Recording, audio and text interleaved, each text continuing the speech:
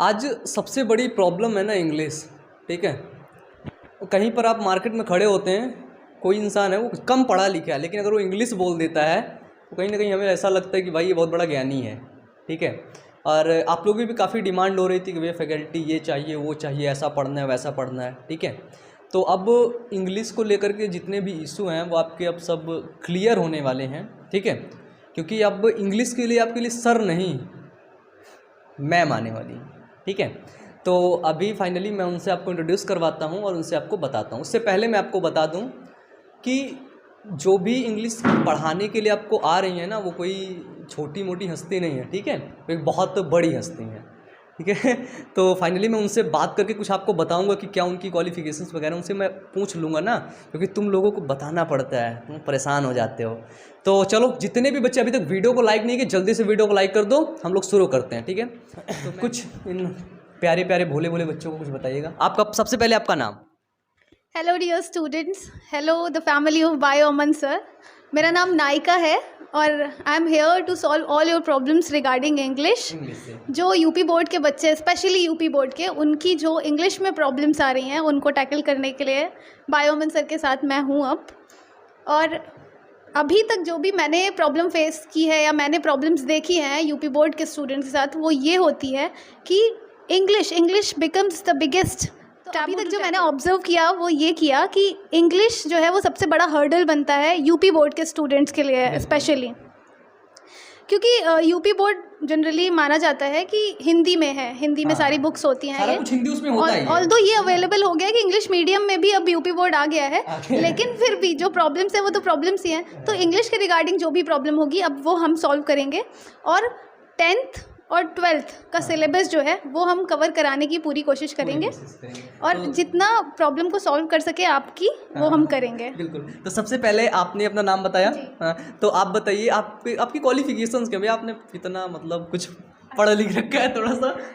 Currently I am pursuing PhD from CMP degree college, that is a branch of Allahabad university. अभी मैं PhD कर रही हूँ Allahabad university की ब्रांच। इंग्लिश से ही PhD? इंग्लिश सब्जेक्ट है मेरा, उससे ही PhD कर रही हूँ। और इसके अलावा मैंने गेट का एग्ज़ाम निकाला हुआ है। अच्छा। और UP टेट CTET ये सारा मेरा क्वालिफाइड है। मतलब बहुत ढेर सारी चीज़ें, बहुत ढेर सारी डिग्री आपने करके रखी है ना? UPPSC के भी प्री निकला है, JIC का मेंस निकला है और अभी मेरा हाल में ही टेक्निकल में भी सिलेक्शन हुआ है। तो मैं ये चाहती हूँ कि जिस तरह से मैंने यूपी बोर्ड की होके टैकल की हैं चीज़ें, वो मैं आपको उसमें हेल्प आउट कर सकूँ। तो मेरा पूरा प्रयास रहेगा ये आप लोगों के साथ।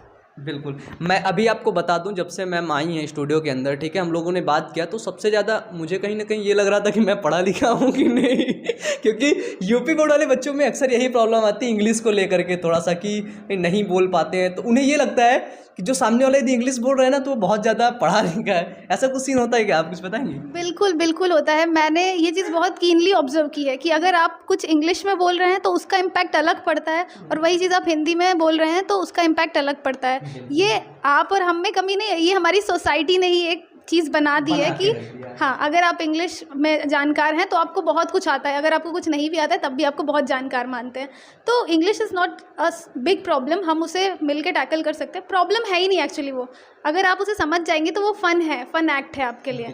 तो आप मतलब फ़नी वे में पढ़ाएंगे कि ऐसे प्रॉब्लम क्रिएट करके? फ़नी वे में ही इंसान कुछ भी सीख सकता है। प्रॉब्लम क्रिएट करके पहले से इतनी प्रॉब्लम से और एक प्रॉब्लम रख देंगे तो फिर फ़ायदा ही क्या है। मुझे लगता है जितना बायोलॉजी में मैं मजाक बना देता हूँ, कहीं ना कहीं उससे ज़्यादा इंग्लिश का मजाक अब बनने वाला है तुम लोगों के साथ। स्टूडेंट्स रहेंगे ऐसे अगर, तो फिर टीचर्स तो फिर वैसे होते ही हैं, उनके अंदर भी तो फ्रस्ट्रेशन भरा होता है कि वो कहीं किसी से डिस्कस करें, और स्टूडेंट्स सबसे प्यारे होते हैं। और मैं चाहूँगी कि आप सब ऐसी तरीके से कोऑपरेट करें, जैसे बायो अमन सर का आपने बायो में किया, वैसे इंग्लिश में आप मेरे साथ करें और फिर हम दोनों मिलके सारी चीज़ें देखो। जितनी भी तुम लोगों की डिमांड है ना वो सभी नीचे कमेंट बॉक्स में कमेंट करके बता दो, ठीक है। मैम आप पर्सनली अपना कमेंट पढ़ लेंगी, ठीक है, जितनी भी चीज़ें हैं। और वो सारी चीज़ें आपको अब मतलब सोचो इंग्लिश भी ना टुकड़ों में टूटने वाली है, ठीक है। तो बिल्कुल तैयार हो जाओ, अच्छे से पढ़ना है। जो भी चीज़ें नहीं समझ में आएंगी उसके लिए क्या आप बताएंगी थोड़ा सा? देखिए, सबसे पहले तो मैं यूपी बोर्ड के जो बच्चे जो लिखते हैं, राइटिंग स्किल पे सबसे पहला जो है हम बात करेंगे, डिस्कस करेंगे। क्योंकि आप कितना भी अच्छा कुछ भी जानते हैं, जब तक आप उस चीज़ को लिख नहीं पा रहे हैं तब तक आपको मार्क्स नहीं मिलने वाले हैं। एक चीज़ बोलना, ट्रू है ना, these both the things are different. Speaking बिल्कुल अलग होती है, राइटिंग बिल्कुल अलग होती है। क्योंकि जब आप एग्जाम में एक बार आप लिख देते हैं और जब एग्जामिनर चेक करता है तब आप स्टूडेंट्स आप नहीं होते उनके सामने, सिर्फ आपकी कॉपी होती है जो आपको परिचय, कैसा दिखता है हाँ वो आपकी कॉपी आपको परिचय देती है। और ये बहुत अच्छी बात भी है, आप अच्छे लग रहे हैं नहीं लग रहे हैं उससे कोई फर्क नहीं होता, आपकी हैंड राइटिंग कैसी है, आपकी राइटिंग स्किल कैसी है, उससे आप मार्क्स गैदर कर लेंगे। तो चलिए बहुत बहुत धन्यवाद। तो अब मैम का अगला क्लास आएगा इसी चैनल पर, ठीक है। तो वीडियोस आते रहेंगे अब आपके, तो ढेर सारा कमेंट आपको देना है, क्या पढ़ना है, ठीक है, क्या इंग्लिश में दिक्कत आ रही है, वो चीज़ें नीचे कमेंट बॉक्स में कमेंट करके बताते रहना, ठीक है। तो अभी हम लोग कमेंट पढ़ते हैं, जल्दी से नीचे कमेंट करो, जितने भी लोग अभी तक लाइक नहीं किए उतने लाइक कर दो मैम के लिए, ठीक है। तो चलिए ठीक है, मिलते हैं नेक्स्ट क्लास में, तब तक के लिए आप बाय। या